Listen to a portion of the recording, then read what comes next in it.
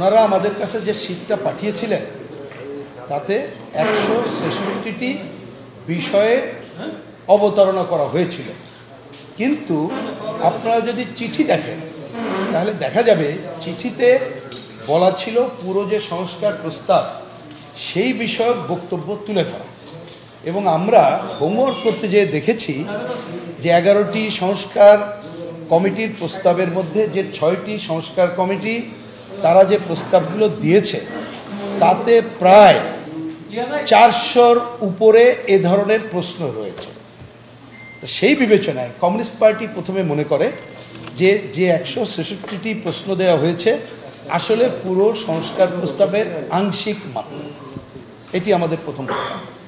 দ্বিতীয় বক্তব্য হচ্ছে, আমরা এটা করতে যেয়ে দেখলাম যে আমাদের যে অন্যতম দাবি যে নির্বাচন ব্যবস্থার ভালো করার জন্য যা যা সংস্কার করা দরকার ওইটা করা জরুরি কাজ, কিন্তু প্রসঙ্গক্রমে বলি নির্বাচন সংস্কার কমিটির পক্ষ থেকে যে 27টি এই শীটে যে প্রস্তাব দেওয়া হলো তার মধ্যে কিন্তু এই ধরনের আলোচনাগুলো প্রাধান্য পায়নি, যা ওই সংস্কারের অন্য প্রস্তাবনার মধ্যে প্রাধান্য পেয়েছিল।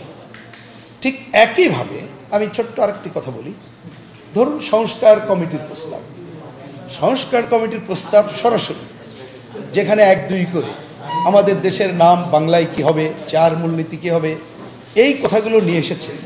কিন্তু আমাদের কাছে অন্যতম গুরুত্বপূর্ণ হলো, এটি তো অবশ্যই গুরুত্বপূর্ণ, কিন্তু মূল যে সংস্কার কমিটির প্রস্তাব পড়লে দেখবেন যে একটা প্রস্তাবনা লেখা আছে, সেই প্রস্তাবনার বিষয়ে কোনো বক্তব্য নাই। তার মানে আমি আর না বাড়িয়ে এই কথা বলতে চাই, আমরা এটি পড়ার পরে দেখলাম এই 166টি প্রশ্ন প্রকারান্তরে অনেক কিছু অস্পষ্ট। আমরা দেখলাম এইটার অনেক কিছু যদি আমরা শুধুমাত্র হ্যানার মধ্যে থাকি তাহলে এটা পুরো যে সংস্কার প্রস্তাব সেটা একটা ভুল বুঝাবুঝির জায়গায় যাবে।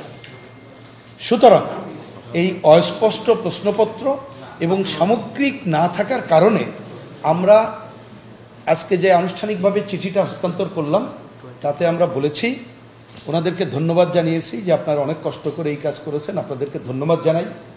আপনারা যে প্রস্তাবগুলো দিয়েছেন তার অনেকগুলো প্রস্তাবের সাথে আমরা একমত, অনেকগুলো প্রস্তাবের সাথে আমরা মৌলিকভাবে দ্বিমত পোষণ করি। আমরা বলেছি অনেকগুলো প্রস্তাবের বিকল্প প্রস্তাব আছে, আমাদের অনেকগুলো প্রস্তাবের একেবারেই নাকচ করে দেওয়া আছে, কিন্তু এই কাজগুলো করার উপযুক্ত পদ্ধতি টিকচিহ্ন দেওয়া নয়। উপযুক্ত পদ্ধতি হচ্ছে আলাপ আলোচনা করা। আলাপ আলোচনার মধ্য দিয়েই আমরা প্রতিটি বিষয় সুনির্দিষ্ট প্রস্তাব উত্থাপন করব। আমরা এই কথা বলে, আমরা কয়েকটি কথা বলেছি, শুনতে চাইলে আমি পরে বলবো। আমরা কনক্লুড করেছি এটা বলে যে আমরা ওনাদেরকে ধন্যবাদ জানিয়েছি, আমরা শুনেছি ওনারা আমাদের সাথে সংলাপ করবেন। আমরা বলেছি আমরা অধীর আগ্রহে অপেক্ষা করছি সেই সংলাপের জন্য। Vision hot and cool AC 4-ওয়ে সলিনয়েড ভালভ টেকনোলজিতে হিটিং ও কুলিং 2 মোডেই কাজ করে সমানভাবে। Vision hot and cool AC. যখন ওনারা সংলাপ করবেন তখন আমরা এবং আমাদের সংস্কার প্রস্তাবের সাথে আরও আমাদের যে বিশেষজ্ঞ টিম জড়িত তারা আমরা আসব, তখন আমরা প্রতিটি বিষয়ে আমাদের সুনির্দিষ্ট বক্তব্য, যেটাকে গ্রহণ করছি বলবো, যেটাকে গ্রহণ করতে পারলাম না সেটাকে বলবো, বিকল্প প্রস্তাবও আমরা দেব। এক্ষেত্রে আমি আরেকটা কথা খালি যুক্ত করি, আপনারা দেখবেন বোঝার জন্য। ধরুন একটা প্রস্তাব ওনারা করেছেন, আমাদের হয়তো ওইটাকে নিয়ে আর একটা মত আছে, কিন্তু আমরা যদি ডায়ালগ করতে পারি তখন আমরা শুনতে চাইব ওনারা কোন যুক্তিতে করলেন। এই যুক্তি শোনার পরে আমরা যদি মনে করি যে যুক্তি ঠিক আছে, তখন আমি হ্যাঁ হতে পারি।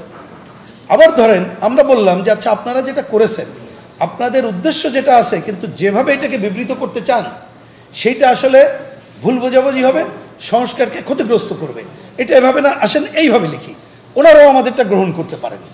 সুতরাং আমরা মনে করি যে এই ধরনের সবচেয়ে বড় কাজ, সংস্কারের কাজ, এইটাকে আলাপ আলোচনার মধ্য দিয়েই সমাধান করা দরকার বলে মনে করি।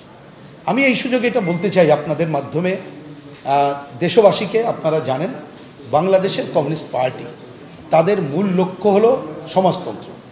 সেই সমাজতন্ত্রকে প্রতিষ্ঠা করতে গেলে আমরা মনে করি বাংলাদেশে বিপ্লবী গণতান্ত্রিক পরিবর্তন সাধন করতে হবে। তার মানে আজকে যে সংস্কারের কথা হচ্ছে শুধু অল্প স্বল্প সংস্কার করলে হবে না, পুরো মৌলিক পরিবর্তন করতে হবে। সেই সংস্কারের জন্যে আমরা কিন্তু আমাদের বিকল্প প্রস্তাবনা আছে, সবাই এটা জানেন। সুতরাং আমরা সেই পথে আমরা মৌলিক সংস্কার করতে চাই। আর এইখানে আমরা জোর দিয়ে আরেকটা কথা বলেছি যে বাংলাদেশে এই সংস্কার করবে কারা? সংস্কার করার মূল দায়িত্ব দেশের জনগণের, তাদের উপরে ছেড়ে দিতে হবে। সুতরাং জনগণকে সংস্কার করতে গেলে জনগণ যাতে ইনভলভ হয়, এই জন্যে তাদের কাছে এই কথাগুলো তুলে ধরতে হবে। এবং তুলে ধরার জন্য প্রথম সংস্কার হবে সুষ্ঠু গ্রহণযোগ্য নির্বাচনের জন্য যা যা সংস্কার, এই কাজটা আগে করতে হবে। আর আলাপ আলোচনার ভিত্তিতে আমরা যতটুকু ঐক্যমত্য হতে পারি, অথবা ঐক্যমত্য না হলেও আলোচনা যতটুকু হলো, এটি নির্বাচিত সরকারের কাছে হস্তান্তর করতে হবে, যাতে করে তারা জনগণের মতামত নিয়ে ভবিষ্যতে এই সংস্কার কাজকে এগিয়ে নিতে পারে। আমরা মনে করি যে মহান মুক্তিযুদ্ধের মধ্য দিয়ে অর্জিত বাংলাদেশ, যেখানে গণতন্ত্র বৈষম্য মুক্তির স্বপ্ন ছিল, 90-এর গণঅভ্যুত্থানে এই স্বপ্নকে প্রতিষ্ঠিত হয়নি বলে একটা গণঅভ্যুত্থান করতে হয়েছে।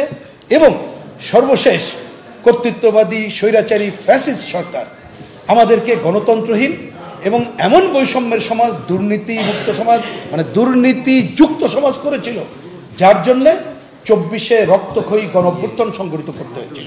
সুতরাং এই গণঅভ্যুত্থানের যে আকাঙ্ক্ষা, এই সংস্কারের আকাঙ্ক্ষার সাথে আমরা ঐক্যমত্য পোষণ করেছি এবং সেই সংস্কার জনগণের সাথে একাত্ম হয়ে তাকে আস্থায় নিয়ে করতে হবে বলে আমরা মনে করি।